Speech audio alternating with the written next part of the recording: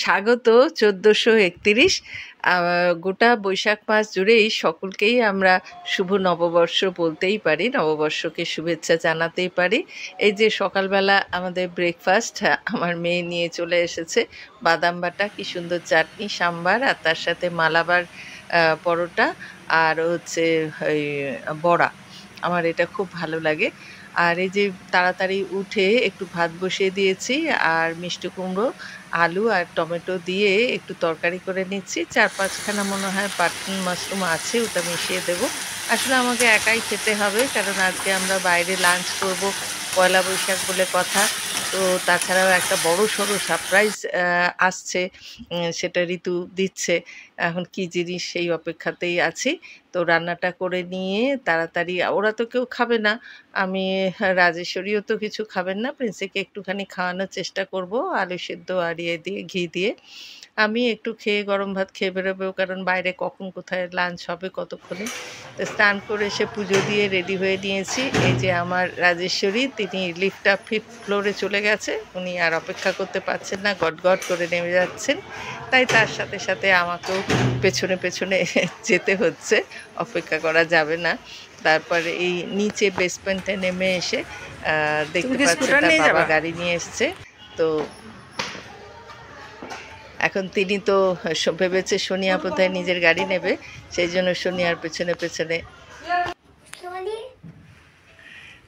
তো যাই হোক, এখন সোনিয়ার গাড়ি ছাড়া সে অন্য কারুর গাড়িতেই যেতে চায় না। তো আমরা আজকে সোনিয়া গাড়ি নিচ্ছে না, আর ঋতুও বাইক নিয়েই পেছনে পেছনে আসবে। আমরা সেড্রিক, আমি, সোনিয়া, আমাদের প্রিন্সি রানীকে নিয়ে সেড্রিকের গাড়িতেই রওনা হচ্ছি। দেখা যাক কোথায় যাওয়া যায়, কি হচ্ছে ব্যাপারটা। তোমরা আমার সঙ্গে থেকো, জীবনের গল্পে তোমার সঙ্গে, আমার এই চ্যানেলে সকলে আমার সঙ্গে থাকো। নববর্ষে সকলের শুভ হোক এই কামনা করি। Oh my god, that bad. So that's the reason the weather also like it's not that hot, but because of no tree, no oxygen, no CO2 circulating, it's like around. That makes it hot. I was under impression it will be full of green and all. Full of green, it's more in some few small cities. But in the main cities. We started the car, put the AC, and we slept there for some time and went. Oh, God. that's too hot nowadays. Oh my god. Especially my bedroom. Wow. The entire day sun will be on that room. That's high. আরেকজনের প্রাণভোমরা তো মানি আর মনু। ঋতু bike নিয়ে পেছনে পেছনে আসছে, সেই continuous পুরোটা রাস্তা ওই পেছন দিকে তাকিয়ে ঋতুকে ফলো করতে করতে আসছে, আর খুশিতে বারে বারে দেখছে মনু কোন দিকে গেল, কি করলো, সিগন্যালে কোথায় দাঁড়ালো। এইভাবেই তার রওনা হচ্ছে, মাঝে মাঝেই আবার হাত নেড়ে তাকে উৎসাহ দিচ্ছে। সব পাগল হয়ে যায় মানি মনু ছাড়া, অর্থাৎ ঋতু আর সোনিয়া ছাড়া তার দুনিয়া একেবারেই অন্ধকার। আমার জামাই সেড্রিক আর সোনিয়া মিলে গল্প করছে যে কি ভয়ঙ্কর গরম পড়েছে ব্যাঙ্গালোরে। ব্যাঙ্গালোরের যে মানে ইতিহাসে কোনো দিন এরকম টেম্পারেচারের কথা কেউ কল্পনাই করতে পারে না। এসি তো দূরে, মানে এসি তো দূরের কথা, ফ্যানই কারোর বাড়িতে ইউজ হতো না কোনো দিনও। ঋতু আমাদের যেখানে নামতে বললো সেখানে নেমে দেখি এটা একটা বিশাল বড় রয়্যাল এনফিল্ডের শোরুম।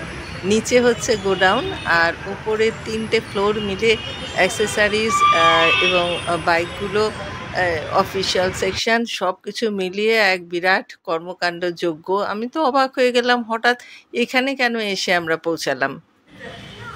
এবার বুঝতে পারলাম যে আসল রহস্যটা কি। ঋতু আসলে এতদিনে সোনিয়ার সারা জীবনের একটা ভীষণ স্বপ্ন ছিল যে সে সোলো ট্রাভেল করবে, আর রয়্যাল এনফিল্ড মানে বুলেট ধুপ ধুপ ধুপ ধুপ ধুপ ধুপ সেটা নিয়ে ঘুরে বেড়াবে। যাই হোক, আমরা ঢুকে পড়েছি এখানে। সেড্রিক প্রচণ্ড গরম, এক বোতল জল খেতে খেতে ঢুকছে, আর তার কন্যা জিজ্ঞেস করছে যে তুমি কি খাচ্ছ, কি খাচ্ছ, এটা কি কোনো কোল্ড ড্রিঙ্কস, এটা কি কোল্ড ড্রিঙ্কস? এবার গন্ধ শুকে দেখছে যে সত্যিই কোল্ড ড্রিঙ্কস কিনা, তাহলে মন উঠবে, না হলে এখনই তার অর্ডার হবে কোল্ড ড্রিঙ্কসের জন্য। মনুর দিকে এখন সে পোজ দিচ্ছে এবং সে মানির আগেই সে বউনি করে নিচ্ছে এবং বোঝা যাচ্ছে যে ক্লাস 6ও পার করবে কিনা, কারণ এখন থেকেই তার কার ড্রাইভিং, বাইক সব কিছুর দিকে এমন ঝোঁক আর এমন তার কনফিডেন্স, মনে হয় যেন কতদিন ধরে সে বুঝি চালায়। সোনিয়া আসলে ক্লাস 7 থেকেই গাড়ি চালানো মানে কার ড্রাইভিং শিখতে শুরু করেছিল। আর ওর ভীষণ অদম্য সাহস, ওর বাবার মতো, আমার বাবার মতো প্রচণ্ড গাড়ির প্রতি তার ঝোঁক, নেশা। তো যাই হোক, সেই বাইক নেবার জন্য তার বহুদিনের স্বপ্ন ছিল। তো এতদিনে ঋতু রাজি হয়েছে এবং বোঝা যাচ্ছে যে সেই স্বপ্ন আজকে পূরণ হলো। তবে এই বাইকটা নয়, ওর এখন গোডাউনে ওটা তৈরি হবে, তারপরে সাপ্লাই হবে। তার আগে কিছু জ্যাকেট আর ওই হ্যান্ড গ্লাভস টাভস ওগুলোই একটু খুঁজে দেখার চেষ্টা করছে। এই শোরুমের 3টে ফ্লোরে আলাদা আলাদা করে, একটা অ্যাক্সেসরিজের জন্য, একটা বাইকগুলোর জন্য, বিভিন্ন পার্টসের জন্য সব ভাগ করা আছে। তো ওই অ্যাক্সেসরিজগুলো দেখছিল সোনিয়া খুঁজে। তো ওই যে জ্যাকেটগুলো যেগুলোর মধ্যে ওই প্রোটেকশান দেওয়া থাকে, এলবো গার্ড টার্ড সব থাকে, স্পাইনের গার্ড, সেগুলো দেখছে। গ্লাভসটা পরে দেখছে, কারণ আঙুলগুলো যে আঙুলের যে গার্ডগুলো ওগুলো যাতে প্রোটেকশান থাকে। কি সুন্দর ভেতরে প্যাডিং প্লাস হচ্ছে স্টিলের দেওয়া থাকে। আমার তো এগুলো কোনোদিন জানা ছিল না, যত দেখছি তত অবাক হয়ে যাচ্ছি। যাক, মনের ভিতরে একটু ভরসা পাচ্ছি। এই যে জ্যাকেটটা, ও সোনিয়া দেখে বলছে যে এলবো গার্ড। ভেতরে আছে। No, yeah, उतना ही है. I was just looking for some jackets if they have any women's jackets. Yeah. Support করার জন্য এখানে দেওয়া আছে, দেখো, হাত দিয়ে দেখো, প্রেস করে দাও। ও কি এটা? আর এখানে দেখো, ওই যে ভাইয়ের অ্যাক্সিডেন্ট হয়ে শোল্ডার ডিসলোকেট হয়ে গেল না, ওইসব যাতে না হয়। পিঠে স্পাইনের সাপোর্ট দেওয়ার জন্য স্টিলের দেওয়া আছে।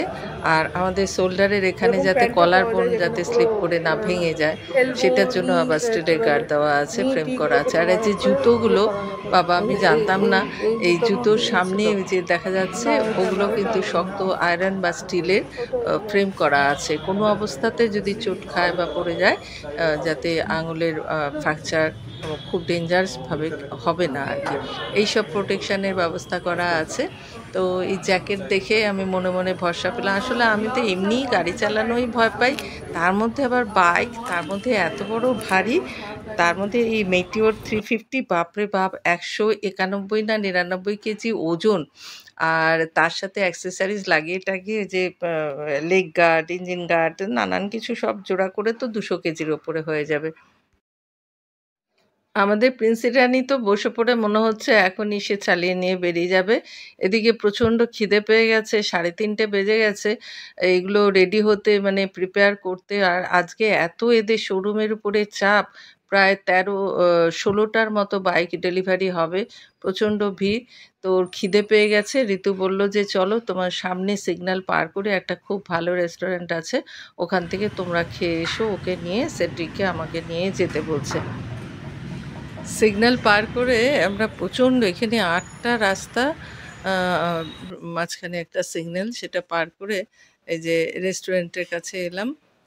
রেস্টুরেন্টে আসলে সেড্রিক বলছে, ওর তো আসলে প্রিন্সি রানীর তো প্রচণ্ড খিদে পেয়ে গেছে, আমাকে হাত ধরে টানছে, স্পাইসি রাইস খাবো, স্পাইসি রাইস খাবো। তো কিন্তু সেড্রিক বলছে যে বসে খেতে গেলে 1-1.5 ঘন্টা টাইম লেগে যাবে। ওর আবার 5টা থেকে অনলাইনে ক্লাস শুরু হয়ে যাবে, ক্লাস করতে হবে। আর এদিকে ওর ঋতু, সোনিয়া ওদেরকে ছেড়ে খাবে না বলছে। এখন মামুনি আমাকে টানছে যেহেতু ও, তো আমি ভেতর দিকে নেওয়ার চেষ্টা করছি। বেচারা এখন ওর জন্য ফ্রাইড রাইস আর হচ্ছে ললিপপ পার্সেল করে নেওয়া হচ্ছে, আর হচ্ছে পমগ্রেনেট জুস, সাথে দানার জুস। আর এই যে শোপিসের যে কেকের মতো প্যাস্ট্রির মতো দেখা যাচ্ছে আসলে কিন্তু সেগুলো প্যাস্ট্রি না, ওগুলো চিকেনেরই নানান রকমের ডিশ তৈরি করে রেখেছে। যাই হোক ওগুলো নিয়ে আমরা আবার শোরুমে ফিরে এলাম, কিন্তু মাঝপথে সিগন্যাল পার হওয়ার সময় সেড্রিকের হাত থেকে না ওই বেদানার রসটা পড়ে গিয়ে কেলেঙ্কারি হয়ে গেল। যাই হোক তো এখন আবার মনু হারিয়ে খুঁজে আনার চেষ্টা করছে একটু বেদানার রস। আর এই যে সোনিয়াকে একটু ট্রায়ালের জন্য অন্য একটা বাইক দিয়েছে, যাতে ও চালিয়ে ফাইনাল যখন ওর গাড়িটা নেবে তার আগে এই বাইকটা নিয়ে ওকে ইয়ে করতে বললো, একবার ট্রায়াল দিয়ে আসতে বললো। ও বেরিয়ে গেল ট্রায়াল দিতে। সেড্রিক বলছে যে এখন প্রায় 6:15 হয়ে গেল, আমার ফিরতে যেতে দেরি হয়ে যাবে, তাহলে আমরা চলেই যাই। তো আমরা ওই জন্য ঋতু বললো হ্যাঁ অনেক দেরি হবে, সন্ধে হয়ে যাবে, তোমরা চলে যাও, আমরা একবারে পুজো দিয়ে মন্দিরে পুজো দিয়ে আমরা বাড়ি আসবো। তা আর এও ঘুমন্ত স্লিপি হয়ে গেছে, তা ওকে নিয়ে আমরা বাড়ির দিকে রওনা হয়ে গেলাম। এই যে সন্ধ্যাবেলা ওদের আস্তে আস্তে সন্ধ্যা হয়ে গেল, প্রায় 7টা বেজে গেছে। তো ওখানে আমাদের বাড়ির খুব কাছাকাছি না একটা খুব সুন্দর মন্দির আছে। তো ওখানে বেশিরভাগ গাড়ি, বিশেষ করে সাউথ ব্যাঙ্গালোরের এদিকে যত সব গাড়ি কিনলেই না এই মন্দিরে পুজো দিতে আসে।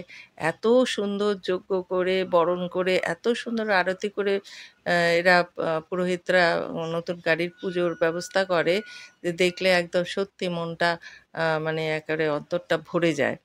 তো এখানে সোনিয়াকে প্রথমে আগে ইয়ে করলো, আশীর্বাদ দিল, তারপরে এই যে বাইকটার পুজো হচ্ছে। তো আমরা তো থাকতে পারলাম না ওই সময়টাতে, বাচ্চাটাও ঘুমিয়ে পড়ছে আর সেড্রিকেরও ক্লাস আছে। তো যাই হোক বাড়িতে এসে ওকে খেয়ে দিয়ে ওকে একটু ঘুম পাড়ানোর চেষ্টা করছি। এই যে দেখো কি সুন্দর আরতি করছে। ওরা একদম মানে যজ্ঞ-টজ্ঞ সব কিছু করে প্রত্যেকটা নতুন গাড়িকে খুব সুন্দর করে পুজো করে। যাই হোক আজকে এটাই ছিল ঋতুর তরফ থেকে আমাদেরকে একটা সারপ্রাইজ দেওয়া, অর্থাৎ ওর বউকে তার এতদিনের স্বপ্ন পূরণ করে দিল পয়লা বৈশাখে এই কাজটা। আমিও মা হিসাবে আমার মন তো আনন্দে ভরা থাকবেই।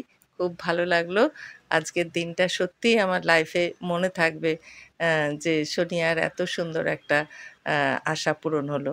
এই যে আমাদের প্রিন্সেস রানী এখানে দাঁড়িয়েছেন, পোজ দিচ্ছেন। জীবনের গল্পে তোমার সঙ্গে আমার এই চ্যানেলে সবাইকে আমার স্বাগত জানানো থাকলো। সবাই ভালো থেকো। ক্যাপশনে দিয়েছিলাম যে এটা পয়লা বৈশাখটা এত বড় ফ্লপ খেয়ে গেলাম। না, মোটেই ফ্লপ খেলাম না।